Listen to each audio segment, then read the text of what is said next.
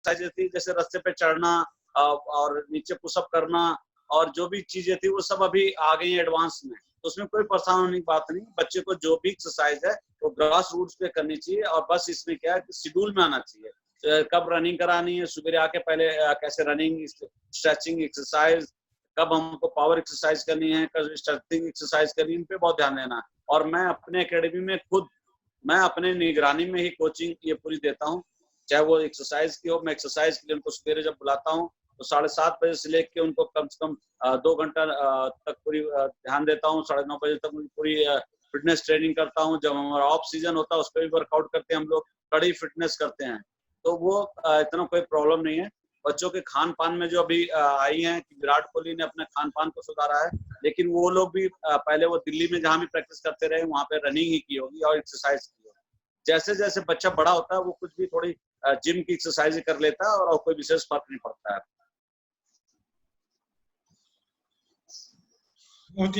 तो सर वैसे आप एक टैलेंट आइडेंटिफाई कैसे करते हैं? जैसे कई सारे, जैसे जब आपके एकेडमी कुलदीप यादव भी आए थे, वे फास्ट बॉलर बनना चाहते थे, वसीम अकरम जैसा बनना चाहते थे, लेकिन आपने उनमें देखा कि नहीं ये तो स्पिनर अच्छा बनेगा। तो ये आइडेंटिफिकेशन आप करते कैसे हैं छोटे बच्चों में खास तौर से? हम बहुत अच्छी बात बोली है। सभी कोचों को ध्यान देना चाहिए और ये नहीं सोचना चाहिए कि बच्चों पे जब तक आप ध्यान नहीं देंगे, फोकस नहीं करेंगे, वो फोकस करना पड़ता है, हर बच्चे को देखना पड़ता है।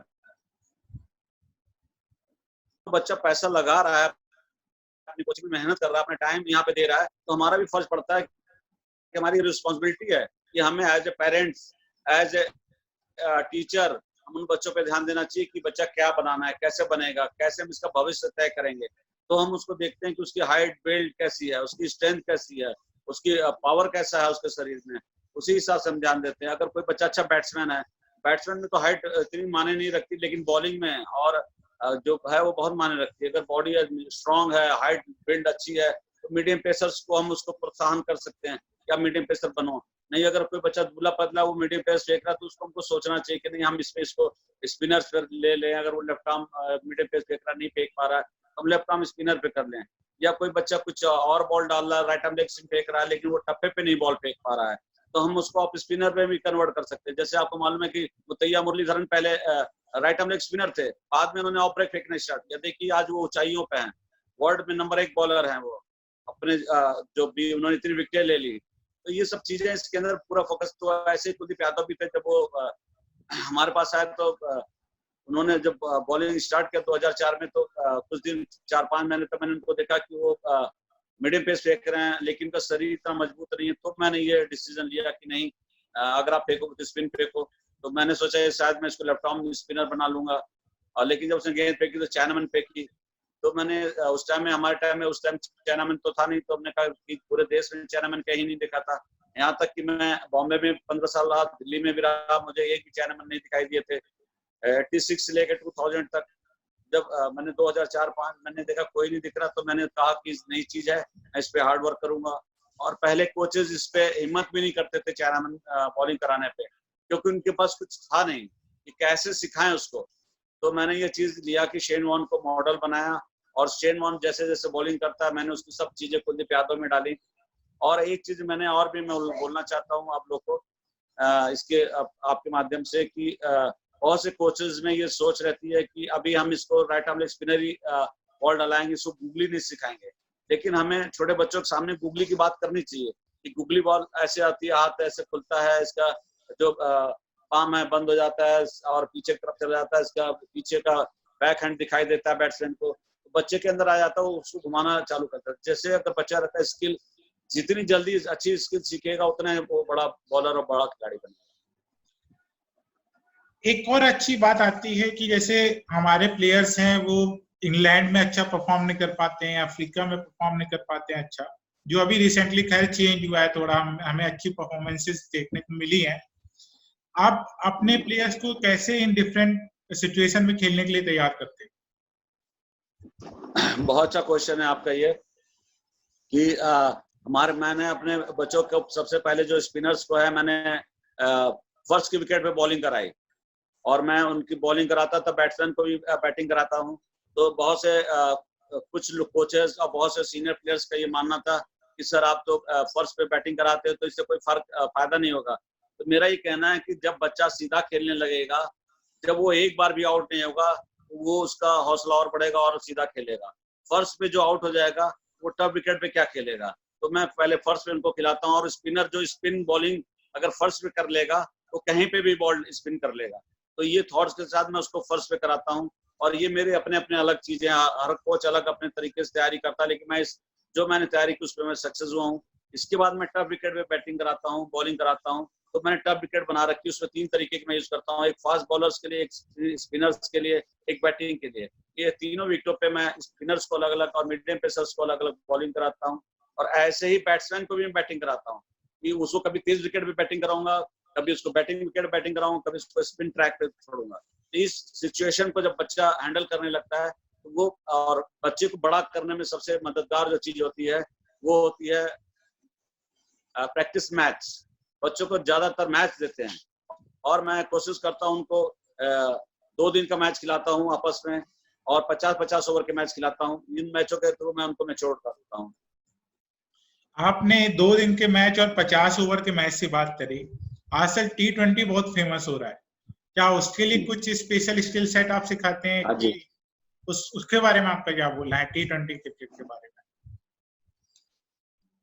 मैं आपको बहुत ही साफ शब्दों में बता दूं कि मैं अपने जूनियर जो बच्चे होते हैं, जो हमारे पास 9 साल से मैं बच्चे लेता हूं, 9 साल से मैं स्टार्ट करता हूं, और उन बच्चों को अंडर 12 तक उनका एक टूर्नामेंट कराता हूं। वो टूर्नामेंट में उनके जो मैचेस होते हैं वो भी 40 ओवर के मैं रखता हूं, कि 40-40 ओवर के मैच कराता हूं उनके, कि ज्यादा से ज्यादा वो विकेट पे खड़े रहें, ज्यादा से ज्यादा खेलें वो। तो मैं इस पूरे उसमें कभी भी उनको T20 के बारे में कभी नहीं बोलता हूँ। मैं हमेशा बच्चों को मोटिवेट करता हूँ कि आप लग के खड़े रहो, विकेट पे स्टे ऑन विकेट, और पूरा लंबा खेलो। और बॉलर्स को बोलता हूँ कि स्पॉट बॉलिंग करो, डप्पे पे गेंद फेंको। तो मैं छोटे बच्चों को कभी भी T20 के लिए प्रोत्साहित नहीं करता। हाँ, जब बच्चे, अभी मैं देख रहा हूँ लगातार T20 आ ही गया है, तो उसको हैंडल करने के लिए मैं उनको सिखाता हूँ कि जो आप वनडे में बॉलिंग करते हो उसी तरीके से बॉलिंग T20 में करना है। अगर हमारा जैसे कुलदीप यादव खेलते हैं, तो मैं उनको बोलता हूँ अपनी फ्लाइट तो करना ही है, साथ में आपको फ्लैटर भी रखना है, और स्पॉट बॉलिंग करेंगे आप T20 खेल जाएंगे। आप ऐसा कुछ नहीं, T20 बस थोड़ा सा है कि शॉर्ट गेम है, इसके अंदर आपको रन कम देने होते हैं, बस आपको टप्पे से गेंदबाजी करनी होती है। लेकिन मैं अपने खिलाड़ियों को ज्यादा प्रोत्साहित नहीं करता हूँ T20 की तरफ। बस ये है कि वो अगर वो खेलना चाहे तो उनकी अलग से प्रैक्टिस कर देता हूँ। वो मुझसे अक्सर पूछते हैं कि सर कौन सी बॉल मैं डालूं जिससे मुझसे मार ना पड़े। तो मैं उनको अक्सर बोलता हूँ कि जो वाइड वाले, अगर वो राइटी बैट्समैन है तो वाइड वाली लाइन की तरफ उनको यार पर लगाइए, मीडियम पेसर्स को बोलता हूँ। और अगर स्पिनर है तो उनसे मैं बोलता हूँ कि आप टप्पा पकड़ के रखो, स्पॉट बॉलिंग करो। उस बैट्समैन को देखो कि बैट्समैन किस साइड ज्यादा उसका स्टांस है, कैसे खेल रहा है, उसके अगेंस्ट रखो, कि अगर वो लेग साइड उसने फेस कर रखा है तो उसको उसी हिसाब से उसको बॉल खिलाओ और रोक के रखो। बस यही है। और फील्डिंग में फ्लाइट देने से मत घबराओ, उसको खींचो, उसको स्टंप कराओ, और एकदम खुल के बॉल करो, चढ़ के रहो। यही मैं, हौसला के साथ बॉलिंग करो, यही मैं बोलूँ। जैसे आपने अभी बताया कि आपके एकेडमी में 9 साल से लेके 18 साल, और मैंने खुद देखा है रणजी प्लेयर्स भी आपकी एकेडमी में रहते हैं, तो आपका रोल कैसा होता है हर इन प्लेयर को संभालने का? मतलब कैसे कैसे आपका रोल चेंज होता जाता है उनके जीवन में? मैं पहले तो मैं अभी जो मैंने स्टार्ट किया था 2001 में, तो मैं जूनियर से बच्चे, तब मैं अंडर 12 के बच्चों को नहीं लेता था, वो खुद ही बच्चे अंडर 12 होते तो उन्हीं को लेकर मैं आगे बढ़ता था। छोटे से लेकर बड़े बच्चों को मैं लेकर चलता था, और तो एकदम आखिर तक जाता था। अभी हमारे पास बच्चे अंडर, जो आप बताएं 9 साल से लेकर 12 साल के आते हैं, उसके लिए मैंने 2 कोचेस रखे हुए हैं, एक अमन, एक शुभांशु। और हमारे सीनियर जो प्लेयर्स हैं जैसे अर्जुन पांडे हैं, अनमोल पांडे हैं, ये लोग भी हेल्प करते हैं। तो अपना उनको मैं करता हूँ कि वो जो मैं सिखाता हूँ उन्हीं को बस रिवीजन करने के लिए कोचेस को बोलता हूँ अपने, कि बेसिक्स मैं सिखाऊंगा, क्योंकि मैं बेसिक्स में किसी बच्चे के साथ समझौता नहीं करना चाहता। तो वो चीज को वो लोग बस कैरी करते हैं। और ये जो 2 कोचेस हैं ये मेरे ही सिखाए स्टूडेंट हैं। तो मैं ये चाहता हूँ कि उनके ऊपर कड़ी निगरानी रखता हूँ कि उनके जो भी उनका उन्नति हो, जो भी आगे वो बढ़े, तो उसी को लेके आगे बढ़े, उसी ड्रिल को, उसी सिचुएशन को फॉलो करें। और जो बाकी सीनियर प्लेयर हैं उनको मैं खुद खड़ा होकर उनको देखता हूँ और उन पर पूरी पूरी निगाह रखता हूँ। जैसे अभी इस साल हमारे रणजी ट्रॉफी में तो फैज अहमद रेलवे से थे। इंडिया के लिए तो नो डाउट कुलदीप खेल ही रहे हैं, और 23 में हमारे शिवम दीक्षित हैं, 23 में ऋषभ राय खेले इस साल, और 19 में नीतीश कुमार खेले, अंडर 16 में आयुष्मान खेले, अंडर 16 में मोहम्मद अली हमारा बच्चा था जो कैंप में था। और सबसे बड़ी बात आपको मैं एक चीज और बता दूं, हमारे यहाँ गर्ल्स भी इस टाइम कम से कम 11-12 गर्ल्स हैं, जिसमें 3 लड़कियां अंडर 19 यूपी के लिए खेल रही हैं। उसमें अर्चना देवी और तृप्ति सिंह और श्वेता वर्मा हैं। जहां अर्चना ऑफ स्पिनर है और वहां तृप्ति सिंह बैट्समैन है और श्वेता विकेट कीपर बैट्समैन है। तो हमारा पूरा वर्कआउट रहता है, हम उसको पूरा फोकस करते हैं। मैंने आपको पहले बताया कि हमारी जो कोचिंग है 7:30 बजे से स्टार्ट होती है, 12 बजे तक चलती है, फिर हम 3 बजे से आ जाते हैं, फिर 3 बजे से लेकर 6:30 बजे, और फिर उसके बाद 9 बजे हम घर वापस जाते हैं। तो एक कड़ी मेहनत, हमारा लक्ष्य है बच्चों को पढ़ाना, सिखाना और कड़ी से कड़ी मेहनत करना।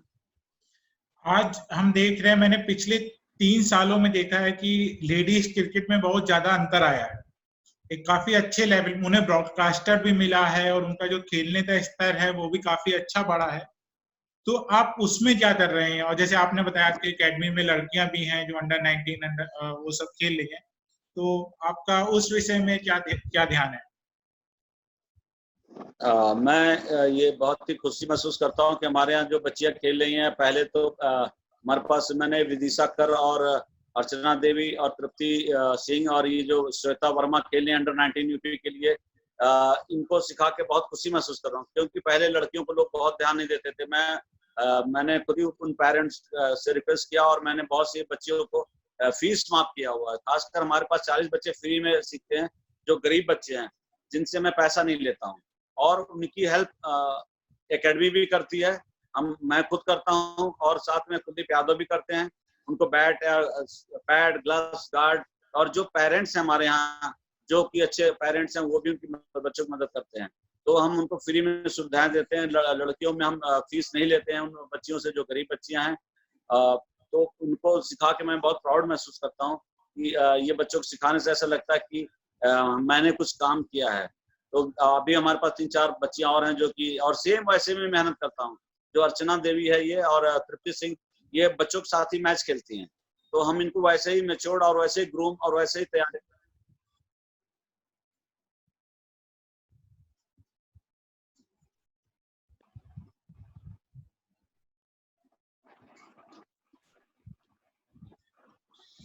और हेलो हेलो, हाँ सर, थोड़ा सा वीडियो मतलब पॉज हो गया था। और जो हाँ, मेरा अगला सवाल ये है कि जैसे अभी एक काफी ज्यादा कंट्रोवर्सी रहती है, जैसे विराट कोहली काफी ज्यादा एग्रेसिव है, तो मतलब एक प्लेयर का एटीट्यूड कैसा होना चाहिए on end of the field? मतलब वो विराट कोहली की तरह एकदम एग्रेसिव हो या वो धोनी की तरह एकदम कूल हो, तो मतलब उसमें कोच का क्या रोल रहता है? उसमें बहुत अच्छी बात है। मैं सबसे पहले से भी अपने बच्चों को, जो मैं शुरू से आज तक अपने बच्चों को बोलता हूँ कि हमें हारना ही नहीं है, हमें हारने के लिए खेलना ही नहीं है। मैंने हमेशा अपने बच्चों को बोला कि फाइट करो और ऐसा लड़ो कि अगर बाय द वे हम हार भी जाएं तो सामने वाले को समझ में आना चाहिए कि टीम बहुत अच्छी थी, ये खिलाड़ी बहुत तगड़ा था, एक खिलाड़ी बहुत अच्छा था। और हमें अपने अपोनेंट का सम्मान भी करना चाहिए। मैं ये बच्चों को हमेशा सिखाता हूँ कि हम गेम खेल रहे हैं, ना कि हम किसी से पर्सनली लड़ाई कर रहे हैं। हमें जब हम खेलें, जब हम बैटिंग करें तो धोनी बन जाएं, कूल टेम्परामेंट होना चाहिए। और जब हम बॉलिंग करें तो हम कोहली जैसी बॉलिंग करें कि हमारे अंदर एग्रेसिवनेस रहनी चाहिए, हमें आउट करना है, ये सोचना चाहिए। और मैं चाहता हूं कि हमारी जो टीम रहे, जो 11 टीम खेले, चाहे हमारी देश की टीम खेले, चाहे हमारी स्टेट की टीम खेले, और सब चाहे वो इंडिया की टीम खेले, उसके अंदर धोनी और कोहली का कॉम्बिनेशन चाहिए। प्लेयर के अंदर कूल टेम्परामेंट होना जरूरी है, उसी तरीके से एग्रेसिवनेस होना भी जरूरी है। समय के हिसाब से अपने को करना चाहिए, लेकिन हमेशा ये ध्यान देना चाहिए कि अपोनेंट का और जो अपने सीनियर्स का, उसका हमेशा सम्मान करना चाहिए। अभी जैसे अंडर 19 वर्ल्ड कप फाइनल हुआ था और उसमें इंसिडेंट्स के बारे में आप जानते ही होंगे, काफी प्लेयर्स में गाली गलौज हुआ था जो स्टंप माइक से हमारे टीवी पे साफ सुनाई दे रही थी, और बाद में प्लेयर्स में लड़ाई भी हुई है। तो ऐसे इंसिडेंसेस के बारे में आपको क्या कहना है? देखिए, मैंने बोला कि ये बहुत एक दुखद घटना थी। खासकर देखिए हमारे जो बच्चे हमारे जब एक इंडिया जैसी बड़ी टीम हार रही थी, वो एक सिचुएशन था कि जिसकी वजह से विकेट ग्राउंड गीला था और हमारी टीम बहुत अच्छी थी, लेकिन दुर्भाग्य से उस दिन हमारे प्लेयर नहीं चले और विकेट पे पहले जो था बॉल पकड़ रहा था, बाद में बैटिंग थोड़ा सा अच्छा करने लग गया। हारना कोई जो गुनाह नहीं है कि एक गेम है क्रिकेट का, लेकिन जैसे एटीट्यूड पाकिस्तान बांग्लादेश ने दिखाया वो अच्छा नहीं था। वो उकसावे में अपने खिलाड़ी भी आ गए कि उसमें तो मैं ये चाहूंगा कि भविष्य में ऐसा हमारे देश के खिलाड़ी ना करें। कोई दूसरा कुछ भी बोलता है बोलने दो, हमें अपनी गौरव और अपनी छवि को बनाए रखना है। और जो तुम्हारे कोचेस सिखाते हैं, अभी हमने बोला कि बैट्समैन और बॉलिंग करते वक्त आपका कूल टेम्परामेंट रहना चाहिए, एकदम कूल रहो, अच्छे से रहो, फोकस्ड रहो, जैसे सचिन तेंदुलकर, राहुल द्रविड़ जैसे रहो। और जब बॉलिंग करते हो तो कपिल देव जैसे रहो कि आप कितना इतना बड़ा लंबा कैरियर और कभी एक भी दाग नहीं आया कि जैसे उन्होंने बॉलिंग की विकेट लिया खुशी मनाओ, लेकिन कोई जबरदस्ती किसी अपोनेंट की अच्छा सम्मान दो और किसी की नहीं। ये एक गलत परंपरा को हम कभी नहीं जन्म देने चाहेंगे। हम चाहेंगे कि हमारे जो सीनियर्स हैं, हमारे लेजेंड हैं, उनको फॉलो करना चाहिए। अभी हमारे इंडियन परफॉर्मेंस को लेके, इंडियन टीम के परफॉर्मेंस को लेकर कोचेस पे बहुत सारी बातें आई हैं कि रवि शास्त्री नहीं अच्छे हैं। तो आप रवि शास्त्री की कोचिंग स्टाइल के बारे में क्या बोलना चाहेंगे? साथ ही उन्हें गैरी क्रिस्टन या ग्रेग चैपल जैसे कोचेस के साथ कैसे कंपेयर करेंगे? आपको किस स्टाइल ऑफ कोचिंग सबसे अच्छी लगती है? मुझे जो अभी क्या आपको मैं एक बता दूं कि जो भी हम कोचिंग में, ये तो बहुत ही बड़े बड़े कोचेज हैं, जो हम लोग कोचिंग देते हैं बच्चों को, उसमें हमें बच्चों से जुड़ना पड़ता है। तो ये कोचेस के टाइप ऑफ कोचेस हैं कि कोचेस के तरीके क्या हैं।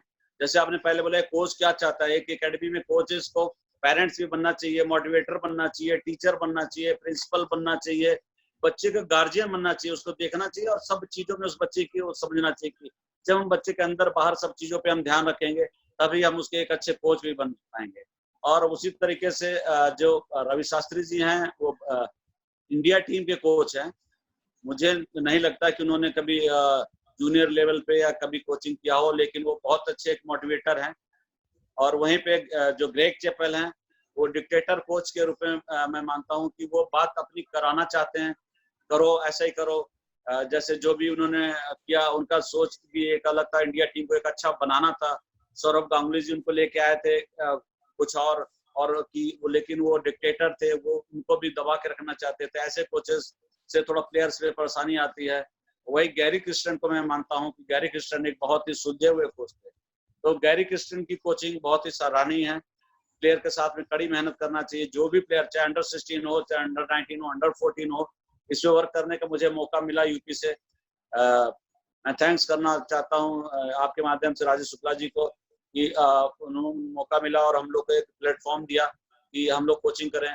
तो मैंने अंडर 14, अंडर 16, अंडर 19 में पूरा साथ रहा खिलाड़ियों का, और मैं खिलाड़ियों के साथ हमेशा लग के रहता हूँ। और मेरा ये कहना है कि जब भी बच्चे रहें तो उनको पूरा ध्यान देना चाहिए और हर बच्चे में अपना बच्चा ढूंढना चाहिए और ये सोचना चाहिए इसको इतना सिखा दो कि आने वाले समय में हमारे देश के लिए खेले, और कम से कम उसी बहाने हम अपने को याद कर सके कि हाँ हमारा बच्चा खेल रहा है और प्राउड फील कर सके। गैरी क्रिस्टन का अप्रोच मुझे अच्छा लगता है। रवि शास्त्री का मुझे मोटिवेशन करने का तरीका अच्छा लगता है, मोटिवेट अच्छा करते हैं। वो पहले चैंपियन रह चुके हैं, तो हमारे देश के हैं, तो वो हमारी यहाँ पे लोगों को जानते हैं, समझते हैं। तो ये तरीका है, अलग अलग कोचिंग करने का ढंग है, तो मैं किसी के उसमें नहीं, लेकिन हाँ मैं गैरी क्रिस्टन को चाहता हूँ कि गैरी क्रिस्टन जैसा कोच उसको लग के रहना चाहिए, प्लेयर्स के साथ जुड़ के रहना चाहिए। इसी में राहुल द्रविड़ का भी नाम आता है, जिन्होंने अंडर 19 टीम के साथ काफी मेहनत करी है। आप उनकी कोचिंग स्टाइल के बारे में क्या बोलना चाहेंगे? एकदम नो डाउट, राहुल द्रविड़ के बारे में तो पूरा देश जानता, पूरा विश्व जानता है कि एक बहुत शानदार बैट्समैन, एक बहुत शानदार इंसान और क्रिकेट के बारे में अच्छी नॉलेज रखने वाले राहुल द्रविड़ हैं। तो उनकी कोचिंग का तो स्टैंडर्ड बहुत ही अच्छा है। उन्होंने अंडर 19 वर्ल्ड कप चैंपियन भी कराया हुआ है। तो बहुत ही अच्छा, मैं लाइक करता हूँ कि आप राहुल द्रविड़ जैसी कोचिंग करें और गैरी क्रिस्टन जैसी कोचिंग करें, जो कि प्लेयर को समझे, प्लेयर की बातों को समझे, प्लेयर को समझे, जब उसको हौसला अफजाई करे और उसकी स्किल पे भरोसा करे कि ये बच्चा अच्छा है तो अच्छा है, इसको हमको समय देना चाहिए, बनाना चाहिए। और इस चीज को मैं मानता हूँ कि ये चीज बहुत अच्छी है कि राहुल द्रविड़ जी एक बहुत बड़े प्लेयर हैं, वो समझते भी हैं। और हमारे आजकल एक देखा जाए तो अब अभी इस समय जैसे जो माहौल है, जैसे अभी हार्दिक पांड्या के ना होने की वजह से जडेजा तो टीम में रखा गया और मांग उठती रहती है कि कुलदीप यादव और युजवेंद्र चहल एक साथ खेले, तो कुलचा का as a role Indian team में आप क्या देखते हैं? एक बार फिर से क्वेश्चन करिए आप प्लीज। सर जैसे अभी हार्दिक पांड्या के घायल होने की वजह से वो काफी समय से लंबे समय तक टीम से बाहर रहे, इसी वजह से जडेजा की बैटिंग सुधरी और उन्हें थोड़ा टीम में रखना पड़ा। उनकी बॉलिंग कमजोर मानी जाती है, फिर भी उन्हें टीम में रखना पड़ा उनकी बैटिंग की वजह से, ऑलराउंडर परफॉर्मेंस की वजह से, जिसकी वजह से कुलदीप यादव और चाहल एक साथ नहीं खेल पा रहे हैं। तो आप जो कुलचा है कुलदीप यादव और चहल का कॉम्बिनेशन है, उसे आप टीम में क्या रोल देखते हैं और आगे क्या भविष्य देखते हैं इन दोनों का टीम में? देखिए क्या है कि जो टीम बनाते हैं वो तो कोच और कप्तान मिलकर बनाते हैं। तो पूरी इसके जो भी अपनी ये सोच है, विराट कोहली हर टीम मैच जीतना ही चाहती है और देश से कोई समझौता नहीं किया जा सकता, चाहे वो कुलदीप यादव हो, चाहे वो चहल हो, चाहे हार्दिक पांड्या हो। तो वो जो बेटर है, विराट कोहली अच्छा सोचते हैं कि हमको किसको खिलाने से क्या फायदा होगा। लेकिन ये मेरा ये मानना है कि आप 10 बैट्समैन भी खिला के आप मैच नहीं जीत सकते, तो आपको परफेक्ट कॉम्बिनेशन खिलाना ही पड़ेगा। अगर उनको बेस्ट लगता है जडेजा खिलाना, वो खिलाएं। अगर कुलदीप को खिलाएं, Kuldeep no doubt wicket taker है, विकेट निकालेगा और हमेशा विकेट निकालता है। तो मैं ये नहीं कहना चाहता कि मैं उसका कोच हूँ तो मैं उसकी पक्ष लूंगा, कभी नहीं लूंगा। मैं देश हमारा पहले है और मैं चाहूंगा कि जब भी कुलदीप खेले विकेट निकाले। कुलदीप यादव 6 टेस्ट मैच खेले, उसमें उन्होंने 24 विकेट ली और हमेशा ही अच्छा शानदार प्रदर्शन किया है और वनडे में भी और T20 में उनका प्रदर्शन अच्छा रहा है। तो मैं ये चाहूंगा कि जब भी जो कोच उनको दायित्व या कप्तान उनको जो दायित्व दे उसको अच्छा से निभाएं। और कुलदीप और चहल को खिलाना ये एक उनका अपना कप्तान का रोल है ये, और कोच का इसके अंदर मैं कुछ भी नहीं बोलना चाहूंगा, क्योंकि सिर्फ टीम को जिताने के लिए ही वो खेलते हैं। तो मैं इसमें कुछ भी नहीं बोल सकता। अभी लॉकडाउन हमारा 1 महीने से ऊपर हो गया है और जहां तक है लॉकडाउन खत्म होने के बाद भी जब एकेडमी खुलती है तो ऐसा वायरस का खतरा फिर भी रहेगा, सोशल डिस्टेंसेस फिर भी करनी पड़ेगी। तो आपने अभी बच्चों को एंगेज करने के लिए क्या कुछ कर रहे हैं, और जब बाद में लॉकडाउन खुलेगा एकेडमी में आएंगे तो वो एकेडमी में सोशल डिस्टेंसिंग कैसे मेंटेन करेंगे, उसके बारे में आपने कुछ प्लान बनाए हैं? हाँ जी, जब ये कोविड-19 आया था ये हमारे देश में, तो मैंने सबसे पहले मेरे ख्याल से कानपुर में सबसे पहले कोचिंग बंद कर दी थी छोटे बच्चों के लिए। तो मैंने इसीलिए बंद कर दिया, बहुत से पेरेंट्स मुझसे नाराज थे कि सर आपने पहले बंद कर दिया, कहीं पे भी नहीं बंद है। तो मैंने कहा देखिए, मैं आप इस बात को अभी नहीं समझ रहे हो कि बच्चे हैं, अचानक कुछ हो जाएगा तो कौन रिस्पॉन्सिबल होगा। और बच्चे बहुत दूरी दूरी से आके बच्चे आते हैं मेरे पास, बाहर से भी बच्चे, राजस्थान से बच्चे आके रहते हैं, बॉम्बे से बच्चे आए हुए हैं, दिल्ली का बच्चा हुआ है। तो सब बच्चे इनको फिर मैंने सबको वापस भेज दिया, जहाँ जहाँ से बच्चे आए थे सबको वापस कर दिए थे। और जो छोटे बच्चे हमारे अंडर 12 वाले आते हैं उनको भी हमने बंद कर दिया था कोचिंग 1 हफ्ता पहले ही। और सीनियर्स का भी धीरे धीरे जब हुआ तो बंद कर दिया। लॉकडाउन के अंदर देखिए, देश में जब नरेंद्र मोदी जी हमारे बोल रहे हैं, समझा रहे हैं, कह रहे हैं कि इसका कोई अल्टरनेट नहीं है, दूरी बना के रखने से फायदा है। तो एक एकेडमी या किसी की जान से समझौता नहीं किया जा सकता। बच्चों को भी हम लोग वीडियो के माध्यम से और लगातार उनसे टच फोन पे उनको बताना, बहुत से बच्चों के उत्तराखंड से भी फोन आते हैं मेरे पास कि सर कैसे कैसे, उनको हम बताते हैं, समझाते हैं। तो वो दूरी बनाए रखना ही ज्यादा बेस्ट है। अगर अभी जैसे लॉकडाउन खुलता है तो हम पहले अपने ग्राउंड को बनाएंगे और बच्चों को ये बताएंगे कम से कम दूरी बना के रखो। और आपको मैं आपके माध्यम से बता दूं कि मैं खुद ही हैंड सैनिटाइजर का प्रयोग करता हूँ और रख के कि लगातार क्लीन रखो। सब बच्चों को बोलूंगा कि लेके आओ और मास्क लगाओ जो भी है कि, और बॉल पे थूक मत लगाओ, उससे ग्लेस करने की कोई जरूरत नहीं है। आपको बॉल फेंको ऐसे ही, जिससे ये इन्फेक्शन ना आए किसी पे। अगर शुरू होगा तो ये मेरे अपने एक तौर तरीके हैं जो मैं मेंटेन करता हूँ। और इसको सभी कुलदीप यादव और जो भी हमारे सीनियर प्लेयर्स हैं उनको कड़ी हिदायत देता हूँ कि आप इन बच्चों को सबको बोलो जब भी हम प्रैक्टिस करते हैं, जब भी करते हैं तो और एक मैं आपके इस माध्यम से शेयर करना चाहता हूँ कि ग्राउंड पे हमारे यहाँ नो डाउट कुलदीप इतना बड़ा प्लेयर है हमारा, लेकिन वो ग्राउंड पे आता है तो हमारे लिए वो कवर भी खींच के विकेट पे लगाता है। तो हमको इससे बड़ा प्राउड की बात क्या है, ये वो डाउन टू अर्थ प्लेयर है। और ऐसे ही हमारे सभी जितने सीनियर प्लेयर वो भी हैं।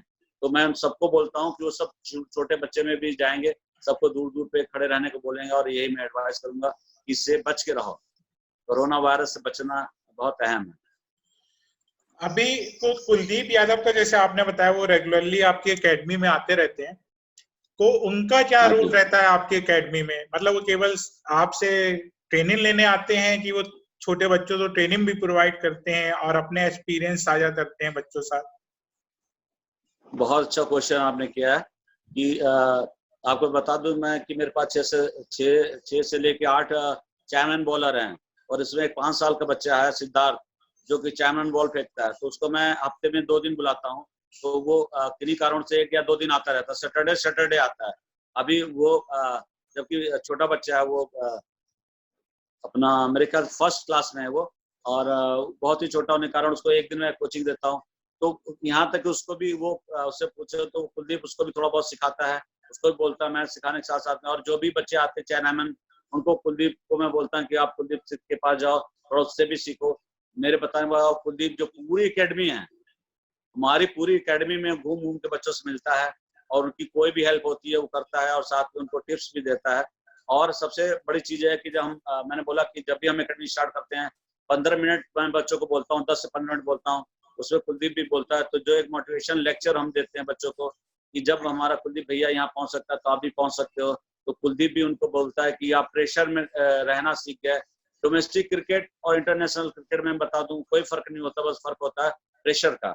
जो भी हमारे खिलाड़ी सुन रहे होंगे, बस अगर प्रेशर हैंडल करना आ गया उनको, तो वो इंटरनेशनल में एकदम छा जाएंगे।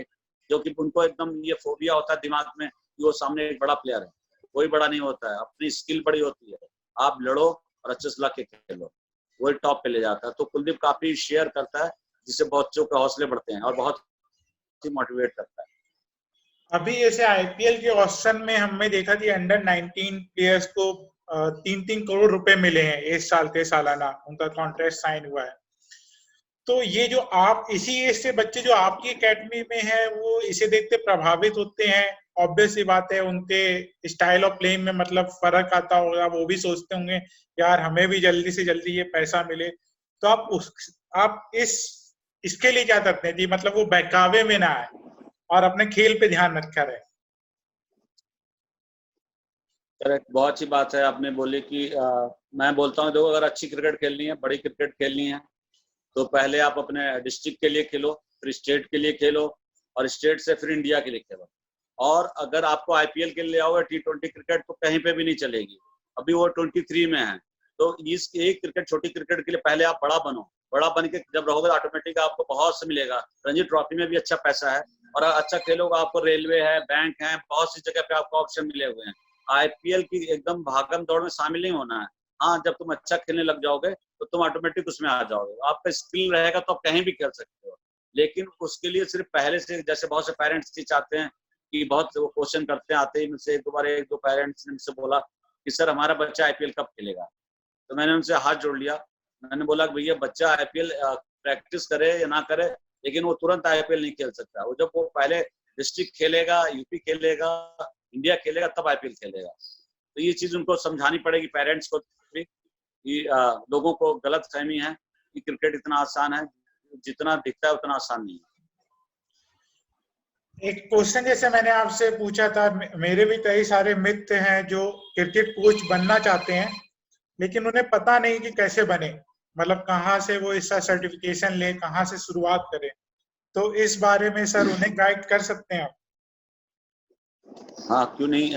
मैं ये बताना चाहूंगा कि जो लोग कोचिंग करना चाहते हैं, जो अच्छी क्रिकेट खेले हैं और अब वो नहीं खेल रहे हैं, तो उनको सबसे पहले मैं बीपीएड एमपीएड के लिए बोलूंगा। अगर आपकी उम्र है तो बीपीएड एमपीएड कर लीजिए। अगर आपने वो उम्र आगे निकल गई है, आप अच्छे खिलाड़ी हैं, आपने यूनिवर्सिटी खेला हुआ है, स्टेट के लिए रिप्रेजेंट किया हुआ है, तो आप एनआईएस कर लें। अगर आपको एनआईएस से बहुत ज्यादा टाइम लगता है तो आप सर्टिफिकेट कोर्स कर लें उसका, एनआईएस का, जो 1 महीने का होता है। अगर 1 महीने वाला आप नहीं कर पाते हैं कुछ भी है तो उसको करके आप लेवल ए कर सकते हैं। लेवल ए कोर्स के लिए आपको अपने स्टेट से, अपने डिस्ट्रिक्ट से वो डालना पड़ेगा, फॉर्म भरना पड़ेगा। और या कहीं पे भी जैसे बेंगलोर है, दिल्ली है या बॉम्बे है, कहीं पे भी अगर कोचिंग सेंटर्स हैं जहाँ से ये ऑर्गेनाइज हो रहा है लेवल ए, वहाँ से कर लेंगे तो उस माध्यम से आप करके एक कोच बन सकते हैं। और आपको मैं एक और बात शेयर करना चाहूँगा कि पहले मैं एक रणजी ट्रॉफी प्लेयर ही था, कोच के रूप में रणजी ट्रॉफी प्लेयर था। और तो जब कुलदीप एनसीए करके आया तो उसने मुझसे बोला कि सर आप भी कोर्स कर लो। तो मैंने क्यों, तेरे को क्या सर्टिफिकेट कोच चाहिए क्या, कि ऐसा रहे कि नहीं हमारे सर ने भी कोई कोर्स किया हुआ। तो मैंने कुलदीप के कहने से ही मैंने लेवल ए किया 2009 में। तो पक्का इस विश्वास की धारणा बनती है कि खिलाड़ी के अंदर जो है उसको ये, अगर आप लेवल ए के कोर्स हैं तो ज्यादा विश्वास बढ़ता है कि हमारे सर भी कुछ हैं, इस भावना को ज्यादा बल मिलता है कि इनकी स्किल और भी अच्छी हो जाएगी। और कोच को भी क्या चीज सीखना है, हमें डेली सीखना है। मैं आज भी अपने छोटे बच्चों से सीखता हूँ, उनकी बैटिंग देखता हूँ और अपने जो मैचेस हैं, मैं बच्चों को और भी एक चीज बोलना चाहता हूँ कि आप जब भी आप बैटिंग करें ग्राउंड में, जो कोच बोले उनकी बातों को सुने, अपने स्किल पे काम करें। जो जूनियर बच्चे हैं उनको एक बैट्समैन को, जैसे एक बैट्समैन को क्या रिक्वायर्ड है स्किल में, ग्रिप, स्टांस एंड बैकलिप, वैसे मैं एक स्पिनर्स के लिए बोलना चाहूंगा एक स्पिनर को क्या रिक्वायरमेंट है, स्पिन लेंथ एंड रोटेशन। एक जो बैट्समैन को ग्रिप, स्टांस एंड बैकलिप, तो उसके लिए भी आपको बहुत चीजें हैं जो फॉलो करनी पड़ती हैं।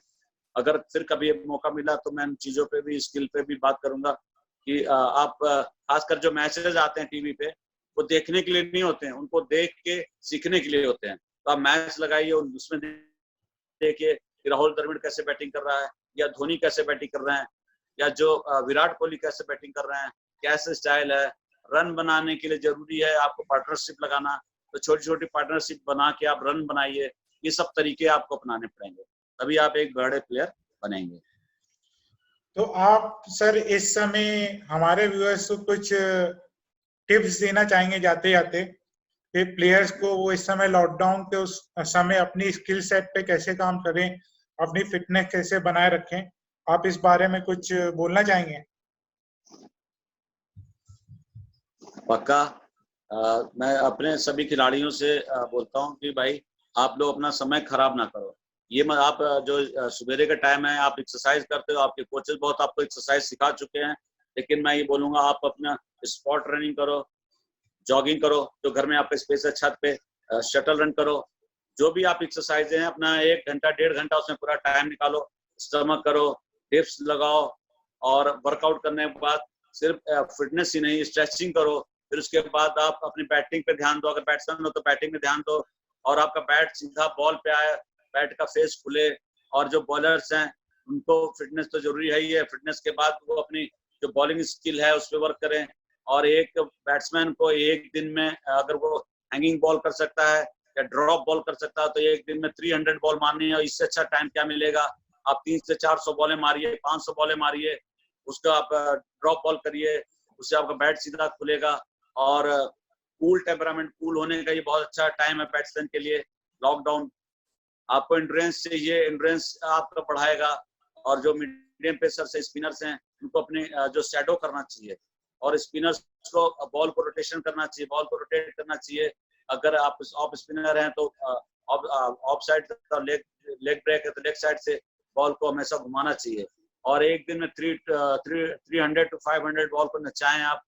जैसा भी हमने बोला कि एक युवा स्पिनर को स्पिन करना आना चाहिए, तो वैसे बॉल को रोटेट करें और जो कलाइयों को घुमाएं, जिससे आपका रिस्ट वर्क अच्छा रहेगा, आप बॉल अच्छे से घूमेगी। एक स्पिनर का जो शोल्डर है वो फ्लेक्सिबल होना चाहिए, उसके अंदर स्ट्रेंथ के साथ फ्लेक्सिबिलिटी बहुत जरूरी है। तो स्ट्रेचिंग पे भी बहुत ध्यान दें। मैंने देखा कि खिलाड़ी एक्सरसाइज तो कर लेता है, बैटिंग ड्रिल कर लेता है, बॉलिंग भी कर लेता है, लेकिन स्ट्रेचिंग नहीं करता है। तो स्ट्रेचिंग करना बहुत जरूरी है। अगर आप अच्छी लंबी लाइफ चाहते हो क्रिकेट की और अपनी उम्र की भी, तो आपको स्ट्रेचिंग करना बहुत जरूरी है। थैंक यू सर, हम सबकी तरफ से आपको थैंक्स बोलना चाहेंगे, और आशा करते रहेंगे कि आप ऐसे ही कुलदीप और यादव जैसे और भी और अच्छे प्लेयर्स भारत को देते रहें, और ऐसे ही अच्छा काम जारी रखें sir.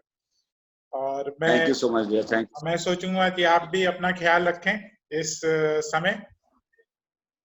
Thank you so much. आप भी रखिए प्लीज। बहुत thank you sir. Okay, bye bye bye.